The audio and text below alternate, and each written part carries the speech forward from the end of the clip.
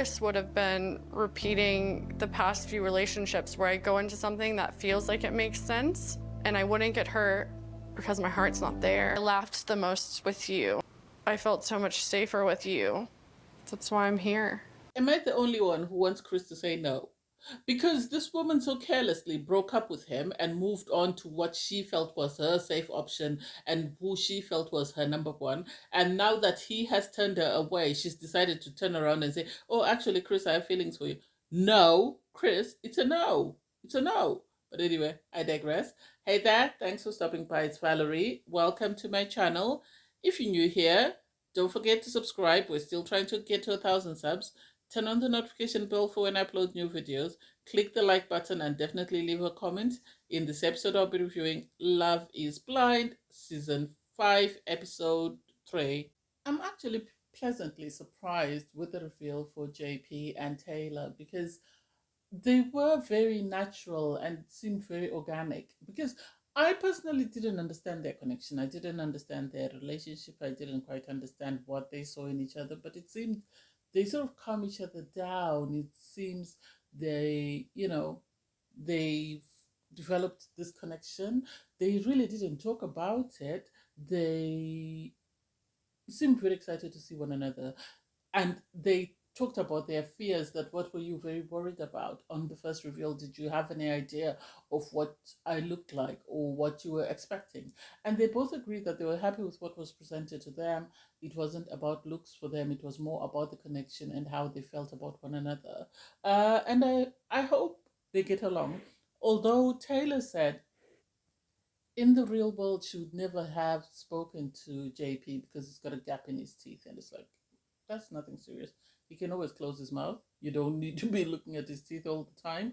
So I really hope, there weren't any red flags or any major things that were said after the reveal that would make you think, oh my God, when the other person sees it, it's going to put them off or whatever. No, they seem to have a great connection and they seem to understand each other and they seem to get on very well. So I hope they work out. I hope they work out. Anyway, I always root for love.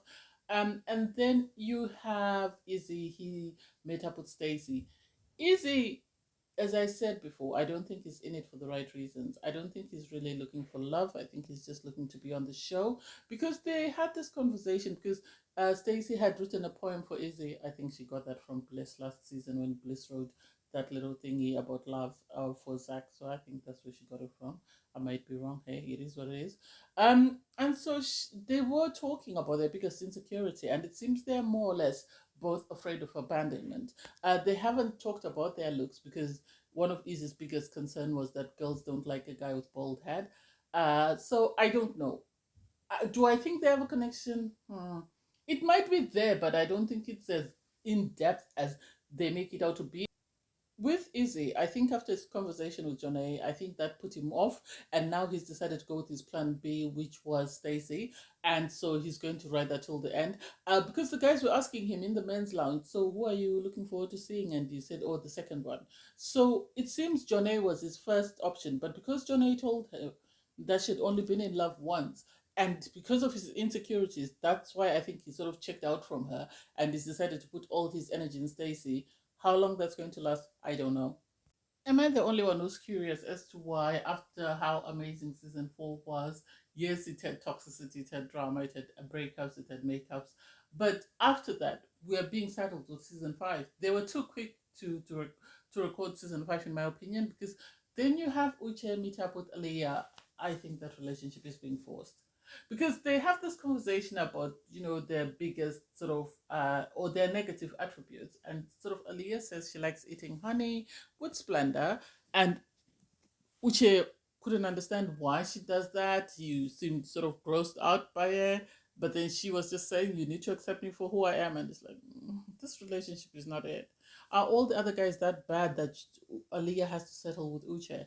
Uche says he's OCD makes him be sort of a neat. Well, he refused to be called a neat freak, but that's what he more or less came out to be, because he was saying, "Oh, I don't like crooked pictures. I want things in their places," and I was like, "Oh my God, this is going to be a nightmare." When he has kids, you realize that you can only do this while you're single. But hey, hey ho, to each their own.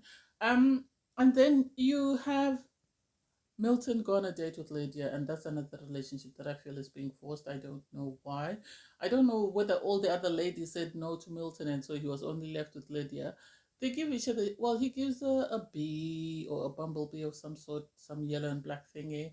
And then she gives him a rock, and he's talking about, cutting it with his microscope, whatever blade and whatever. It's just like, oh, this is too geeky.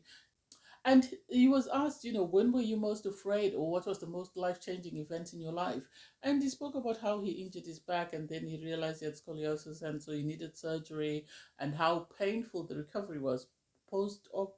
And so I get that they connect on sort of their nerdiness, but outside of that, I don't understand what else they have in common. I really don't, or maybe I'm missing something. I don't think that's it for them. I know the producers might want to keep Lydia on the show, but it's not worth uh, Milton's mental health. He did say, he is worried, or he knows that he's not going to live long because of his height and stuff. And it's just like, don't say that, please don't. Look for love, and if you find it, hey. If you don't, that's okay. Don't worry, your inbox will be full once the pods are closed. So Johnie has a conversation with Izzy. This is their first conversation since she walked out the night before, after she had sort of opened up about her history and her previous relationships. And he more or less tells her, oh, you and I have a great connection. We connect emotionally. Connect on a lot of levels, but with Stacy, it's easy, it's fun. And this is why I was saying that Izzy is not on the show for the right reasons. Izzy is not on Love is Blind, in my opinion, to look for real and genuine love. It comes across as someone, I might be misjudging him. He might be there for the right reasons. But from what I've seen, he comes across as someone who just wants to be on the show and will do anything and everything to stay on the show. Because his reason for saying no to Johnie doesn't make any sense to me. Because life is not easy and it's not always fun. You will have to go through things, and you will have to work to sort of build or sort of grow your relationship. So if he is saying he likes something that's easy and that's fun, what happens if he proposes and he marries Stacey and then things go left? Will he then break up with her? Or will he divorce her and leave her because things are not as easy as they were in the pods? That doesn't make sense to me. I'm not saying that Johnie was the right person for him, but I don't think the excuse that he gave was it. I think he doesn't want anyone who's emotionally invested in him, because I don't think he's ready to emotionally invest. Lydia was so into him and he broke up with her, and Johnie became the same with him and is broken up with her. I'm willing to bet if Stacey does the same thing, he will break up with her, because it seems that's the type of person he is. He doesn't want anyone who's serious at this point in his life. I might be misjudging him, but that's the vibe he's giving off. So after Izzy breaks up with her, Jonay goes to the ladies' lounge and is busy moaning about the fact that, they've ended things and she shouldn't have really ended things.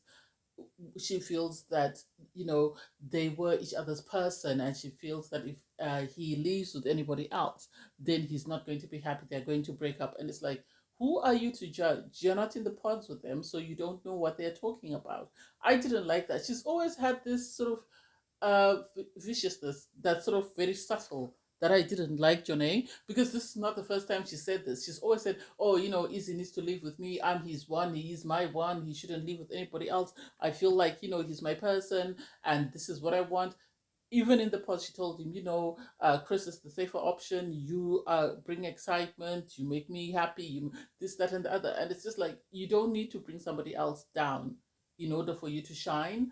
And then Stacey goes on a date with Izzy and is sort of confiding in her that, he's broken things off with Johnie, and it wasn't the best of experiences. Things didn't go as well as they felt they should have gone. So he is worried that, what's going to happen now.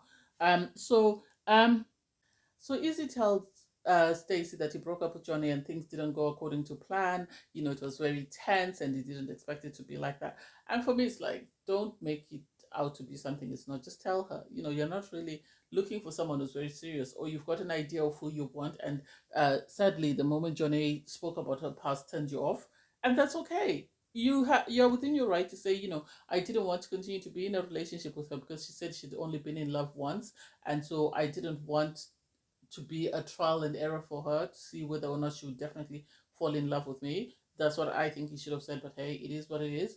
And then while the guys are sitting in the men's lounge, Chris turns up, and it's revealed, because I think everybody thought Chris had gone home, but he was still around, because after Izzy broke up with Johnie then decided to give Chris a chance. So she has a conversation with Chris, and she says, I was very heartbroken when I heard that you were very upset after we broke up. I, really was, or have always gone after the guy, that sort of not the safe option, and I feel like I need someone who's a safe option for me for things to work out. And it's just like, oh God, you're just waffling. Just say you want to be on the show, and since you've lost your ideal candidate, you decided to go for your plan B.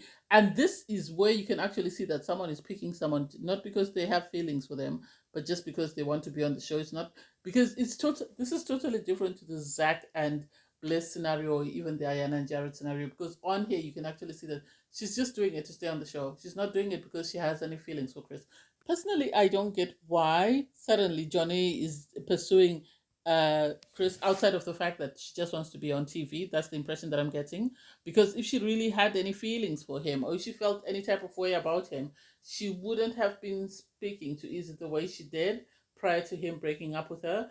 I think she's just doing this to be on the show, and since she knows Chris really likes her, she's going to use Chris to stay on the show for as long as possible, which I don't think is fair because she's playing with somebody else's emotions. You would expect her to know better since she says she's been in love before and she knows what heartbreak is. Chris was really in love with her. He was really willing to go all in for her, and she decided she didn't want that. So she can't change her mind just because Izzy has broken up with her and say, "Oh well, actually, I do have feelings for you." No, that's not it. I don't like that. Anyway, and then you have the guys sit down to have a conversation, and Uche is trying to sort of probe Milton to find out more about Milton's connection with Lydia. And I like the fact that Milton said, "No, I'm not comfortable discussing this." And you could see that Uche was frustrated because I think he really wanted to hear what's going on with Lydia and Milton. And so for Milton to shut him down, I don't think he liked that. I don't think he liked that. You could see that on his face that he was frustrated and he was more or less annoyed. I think he had an opinion and he wanted to give his opinion, but sadly it wasn't received. And I also like the fact that once Chris came back to the men's lounge, the guy sort of asked him what happened. He told him what happened. And Izzy, yes, he hasn't been my favorite person, but at least was honest with Chris. He asked him, "Do you want the truth?" And he said yes, and he told him the truth. And then Chris realized that, oh, she's actually playing with me. She's not really that into me. She only is trying to use me to stay on the show. I think she wanted to use him to stay on the show. That way she can see what Izzy looks like. And then once she sees Izzy, she can try and make a pass and sort of see if she can win him back. That's the impression that I'm getting. In the women's lounge, you have Lydia and Aaliyah sort of having a conversation. They've been very close friends anyway. Since they entered the pods, when their hearts were broken, they consoled each other. And so you have Aaliyah and Lydia sort of having a conversation, and Aaliyah is sort of just saying that she really likes Uche, but she's worried that her heart is going to get broken. She really, is developing strong feelings for him, and you can see by the look on Lydia's face that something is not right. Something is not right. Something is a bit off, but she doesn't say anything. She just keeps quiet and she just, listens to her friend sort of ramble on about her connection. Anyway, Aliyah then goes for a chat with Uche, and that's when Uche, she does tell him that I am worried that everything seems too good to be true. And it's like, it's not too good to be true. The way he behaved when you told him that you had previously cheated in your past should have been enough of a red flag for you to sort of put a pause on it. But I think you're so emotionally attached to this man that you've decided to sort of turn a blind eye to it. And I think because he felt guilty, that's when he told her that, oh, actually, on my first day, when I walked into one of the pods, one of the girls I spoke to was my ex. And then he reveals that it's Lydia. Dun dun dun. And it's like, why did the producers choose not to show it to us? Were they keeping it until the end so that they could create drama with it? I don't like that bit. I don't like that they sort of withheld that information for this long, because we're already in episode 3 and we all didn't find out until now. And then they move on to the next episode. That doesn't make sense. But anyway, I digress. We'll see what happens once, Aliyah has been able to sort of digest that information. Anyway, thanks guys for watching. Please don't forget to like, share, comment, and subscribe. Bye everyone.